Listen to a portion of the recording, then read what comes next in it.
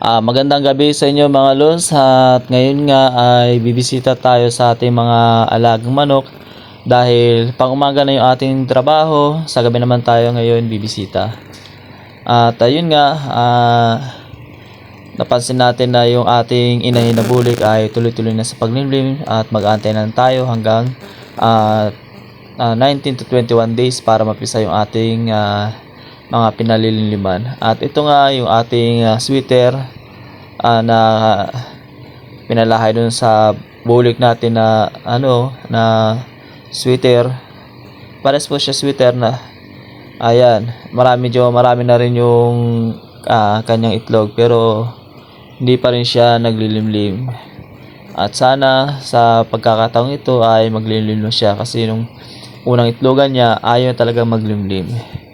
At ayun nga, kung makikita nyo, medyo yung nakatali natin na manok dyan, yung bulik at saka yung mayahin natin na pumasa sa exam ay wala po sa talian. At yun nga, sabi nung ating anak na nagbabantay ay nakita niya yung dalawang manok natin na nagpang-abot, nakawala yung isa. At ito nga yung abutan natin, nasa kulungan sila. Ayan, hinang-hina yung ating mayahin na nakapasa sa exam. Totally okay na yan, yung katawan na yan, healthy na yan. Kasi nasa 3 weeks na rin siya, kaya gumanda na yung katawan niyan. At ayun naman yung bulik natin na 7 months na kinukondisyon natin, pinapaganda yung katawan para sana isabak sa exam. Kaso nga lang, yan yung nangyari sa kanya. Medyo malala po yung nangyari sa kanya kaysa dun sa kalaro niya.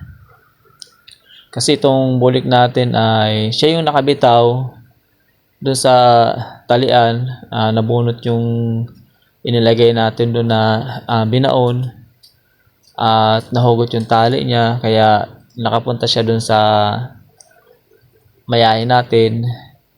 Doon sa pang-amot hanggang sa napulupod siya, hindi na siya nakapalag, kaya ganyan lang inabot niya. Siya yung may matinding pinsala. Yung sa kabila, makikita nyo halos sa pasang-pasa yung mukha niya at may mga sugat, pero ang malala po niyan yung nasa kanang bahagi ng kanyang mukha. Medyo nakapikit na po dyan yung mata niya at maga-maga. Kaya nga titinan natin ng 1 week kung hindi ba na-damage yung mata niya, at kung mabulag siya ay nakapanghinayang naman po dito sa alaga natin. At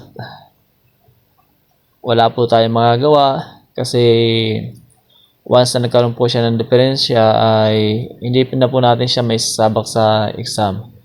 Ang mangyayari po niyan ay nakadisplay na lang dyan sa ating talian. Kung makikita nyo mga lods, ayan, magang-maga talaga siya. At nakapanghinayang naman sa alaga natin, at yan yung inabot sa kanya.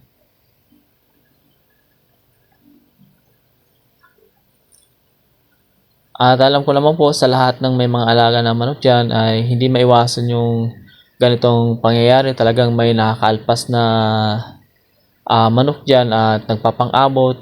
At yung iba pa nga, medyo malala talaga yung nangyayari kapag hindi napansin agad. Ay pareho sila talagang magpapaalam sa isa't isa. At yan, hindi naman po totally sila napago ng husto dyan, kasi nga nagkapuluputan sila. Ang nangyari lang po ay nagtukaan sila at wala pong gaanong naging paluan dahil nga po sa pagkakapulupot ng mga tali sa kanila. Kaya ayan, yung isa na grabe kasi tad talaga siya, halos siya yung tinadtad ng tuka. Kasi nga yung nilapitan niya ay medyo agulang-gulang na yun, bull stag na yun, kanya sa edad niya ay 7 months, talagang luging-lugi siya, lalo na't malaki yung ating mayahin, malaki, bulto ang katawan, at may experience na sa mga ganyang exam. Kaya medyo tinalo yung ating bully kasi itong ating bully ay napakabata pa talaga. At yan nga yung ating mga sisiw, kung makikita nyo dyan, nilalagay natin sa karton upang maiwasan po yung pananamlay ng ating manok, pagkakaroon ng sipon o sakit kapag nalalamigan sila sa gabi. Kaya ang ginagawa natin kapag yung ating inahin ay nagluluko, dyan po natin nalagay sa karton para yan yung magiging supply or magbibigay sa kanila ng init. Kasi yung karton na yan, mga lods, mainit po talaga yan pag nasa loob yan. Kaya kinabukasan yung ating mga alagang sisiw ay masisigla po siya. Hindi nila nararamdaman yung lamig na tumatama sa kanila. Hindi katulad nitong mga 1 month natin tsaka 3 weeks na mga sisiw ay kayang-kaya na po nilang salagin yung lamig. Hindi na sila basta-basta giginawin dyan dahil kumpleto na po yung kanilang mga balahibo. Unlike dun sa mga sisiw natin na di old pa lang, talaga yung balahibo nila ay parang bulak.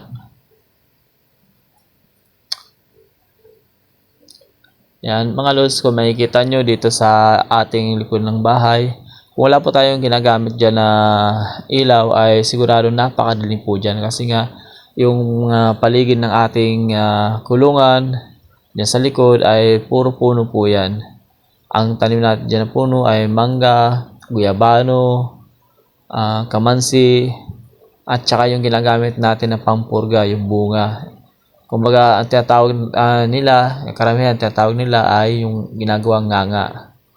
Yan yung tanim natin dyan sa likod. Kaya pag may mga alaga tayong manok dyan, hindi nila mapansin-pansin na may mga nakatali pala tayong manok dyan kasi nga sa kapal nung nakaharang natin dyan ng mga puno.